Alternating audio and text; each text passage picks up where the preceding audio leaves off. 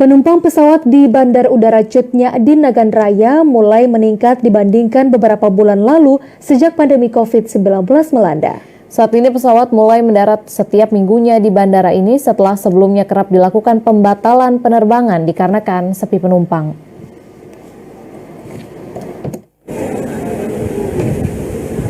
Setelah dibuka kembali pada bulan Juli lalu usai ditutup akibat pandemi COVID-19, kini Bandar Udara Cut Nyak Dien Nagan Raya mulai ada peningkatan jumlah penumpang. Meskipun masih sangat rendah dibandingkan sebelum pandemi melanda, yang setiap harinya selalu ada penerbangan dari dan menuju Bandara Kuala Namu, Sumatera Utara.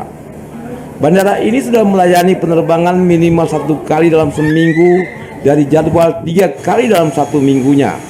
Dalam minggu ini, pesawat Wings Air mengangkut 34 penumpang dari Kuala Namu ke Nagan Raya dan 40 penumpang dari Nagan Raya menuju Kuala Namu.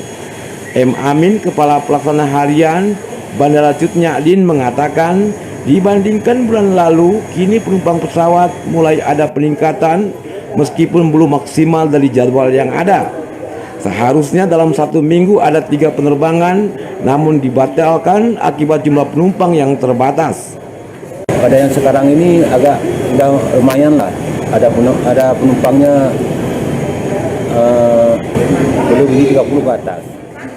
Saat ini selain Wings Air, maskapai Citylink juga mulai mendarat rutin 15 hari sekali di Bandara Cut Nyak Dien Nagan Raya, namun berstatus charteran dari salah satu perusahaan yang beroperasi di wilayah itu. Kontributor Nagan Raya, Aji Saputra, TVRI melaporkan.